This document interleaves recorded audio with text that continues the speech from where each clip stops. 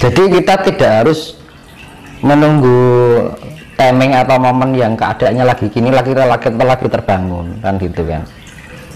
Jadi ya harus kesadaran itu karena ya faktor gimana ya zaman sekarang itu faktor lingkungan juga pengaruh, faktor orang tua ya kan. Nah yang bisa menyentuhkan ya leluhur, zaman leluhur kan gitu. Jadi sekarang orang tua kita aja juga nggak paham ya kan, lingkungan kita juga nggak akan mengerti. Yang bekerja kan leluhur mas, iya kan. Nah, itu kan tanda bahwa leluhur kita itu sudah bekerja, tanda bahwa leluhur kita itu ikut menjaga, melindungi, masih aktif kan, teman. Keberadaan mereka masih ada. Itu bukti nyata loh mas. Nah itu. Terus gini mas, apakah hanya pelaku spiritual saja yang selamat dalam kehidupan dan kembali kepada Tuhan? Kan spiritual itu bisa diartikan secara khusus dan secara luas ya mas.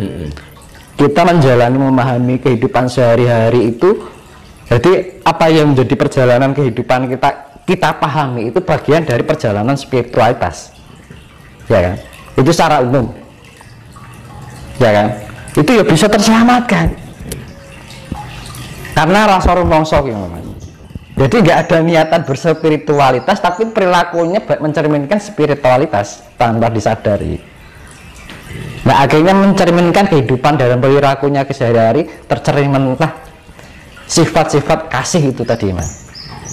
Jadi yang menyelamatkan ini kasih itu sendiri. Makanya secara nggak langsung perilaku dalam kehidupan sehari-harinya itu sudah bagian dari spiritualitas tanpa dia sadari, tanpa dia harus mengarahkan pada sifatnya untuk belajar spiritualitas kan ngono.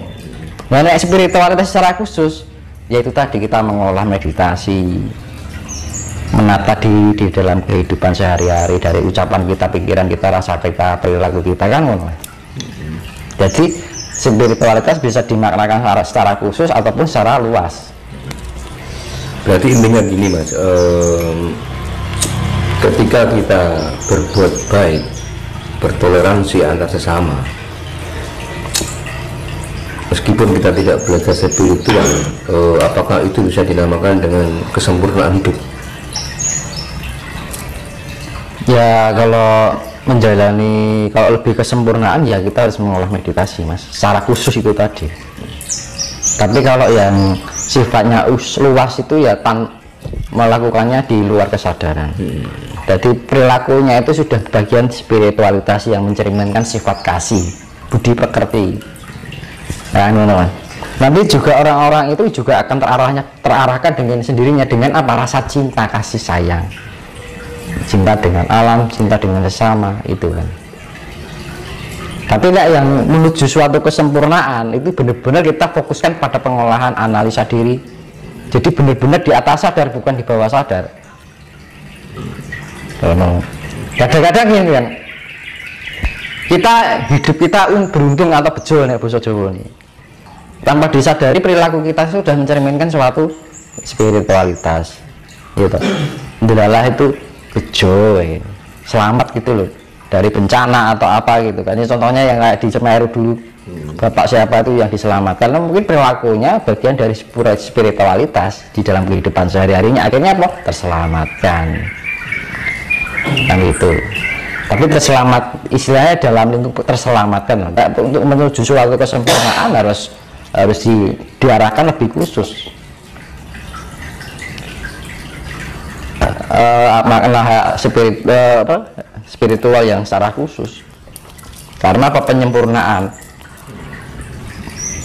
Karena di dalam diri kita kan orang Jawa sembah cipta, sembah rasa, sembah jiwa, sembah raga kan ngono. Nah, sembah cipta yaitu ya kita harus memelihara pikiran kita untuk menjadi pikiran yang lebih baik. Rasa kita, memelihara rasa kita biar menjadi pribadi yang inner beauty. Karena mas smart ya, kecerdasan, inner beauty ya kan. Sembah jiwa untuk menjadi pribadi yang belin atau penuh kasih ya kan. Self control, pengendalian Nah, sembah rogo ya segala tindakan perilaku kita itu tidak merugikan dari pihak lain, entah itu sama hewan, entah itu sama tumbuhan, entah sesamanya memayu hayuning sasomo. Makanya kan memayu hayuning bawono, memayu hayuning sasomo, memayu hayuning diri. Jadi konsep Trifula Wedala itu ya Mas. Iya. Nah itu kembali pada itu lagi. Pemeliharaan. Jadi kita hidup itu harus bisa memelihara diri kita. Untuk mencapai tingkat kesempurnaan itu peliharalah pikiran kita, peliharalah ucapan kita, peliharalah rasa kita, peliharalah, karena pemeliharaan itu sifatnya memayu hayuning prawono, memayu hayuning sasomo, memayu hayuning diri. Nah itu yang namanya kan kalau yang ajaran yang kayak gini lebih condong ke Buddha. Ke Buddha? Iya, karena Buddha itu sifatnya pemeliharaan. Itu Mas. Berarti intinya ajaran kejawen itu sama dengan ajaran Buddha. Justru orang dulu kita itu lebih murninya ke Buddha dulu. Murni ke Buddha? Iya. Bukan ke Hindu ya? Buddha, lebih Buddha.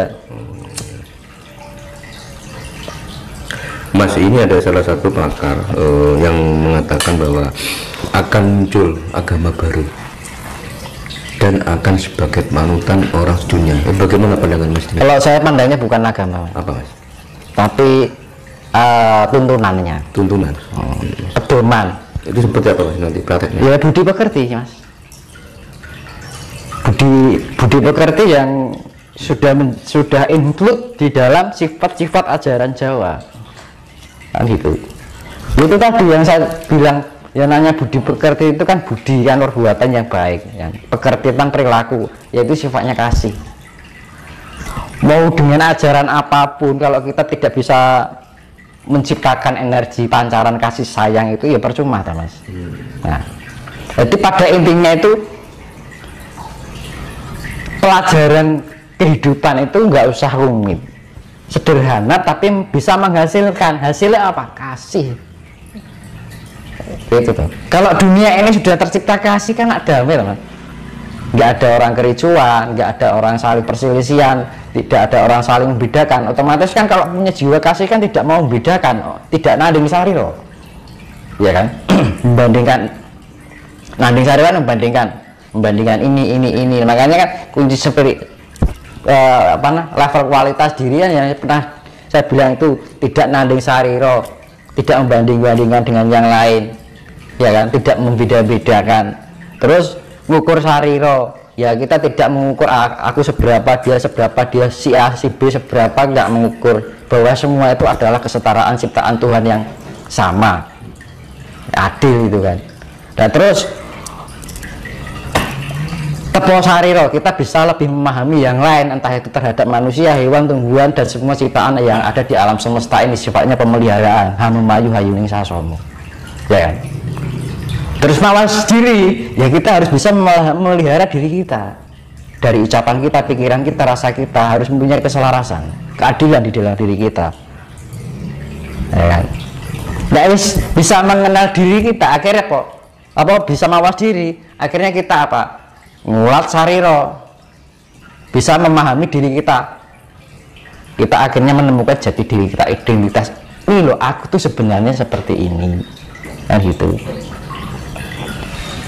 Makanya kalau mawas diri, kita punya jerawat nih, kalau kita nggak nengok kaca kan nggak bisa toh Mas. Jerawat itu bentuk apa, segedenya berapa. Makanya kan harus bercermin diri biar kita mengetahui diri kita kan. Itu mawas diri. Kalau kita sudah bisa melatih mawas diri itu, nanti akhirnya kita ketemu sedulur kita sejati yang diarani ngulat sariro. Ngulat itu artinya melihat. Sariro diri kita sendiri. Kita sudah melihat diri kita, perwujudan diri kita sendiri. Ya artinya manunggal ya Mas. Itu. Berarti intinya gini Mas, orang itu kalau sudah mengenal sedulur gaib yang ada pada diri manusia, itu sudah manunggal dengan Tuhan. Ya, pasti. Jati diri. Jadi sudah merasakan keberadaan Tuhan itu di dalam diri kita. Oh ini loh. Karena gini. Di dalam tubuh manusia itu ada fisik dan non fisik, nah itu wujudnya sama. tidak ada manusia, tidak hanya manusia, bumi ini juga punya non fisiknya. Jadi ibaratnya itu yang satu fisik dan satu non fisik. Bumi ini juga ada non fisiknya, wujudnya kayak bumi. Jadi semua partikel Tuhan itu ada non fisik dan ada fisiknya. Nah itu, kalau kita sudah mengenal, kalau kita sudah memahami diri kita, ini toh keberadaan Tuhan itu seperti ini kan.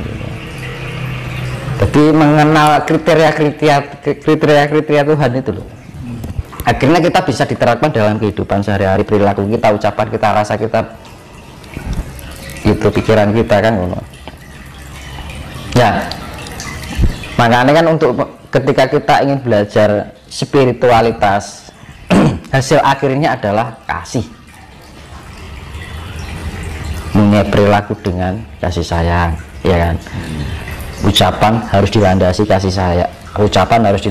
sayang, pikiran harus dilandasi kasih sayang, rasa juga dilandasi inner beauty atau kasih sayang. Itu teman. Kalau sudah gitu, misalkan di dunia ini sudah bisa menerapkan itu, ya mesti damai teman. Yaitu yang namanya yang diartikan budi pekerti itu. Karena orang Jawa itu lebih makanya kan level kualitas diri itu ya, kalau orang bisa menelipkan 5 itu, ya selesai. Orang akan mengenal. Pertama, tidak nanding sariro.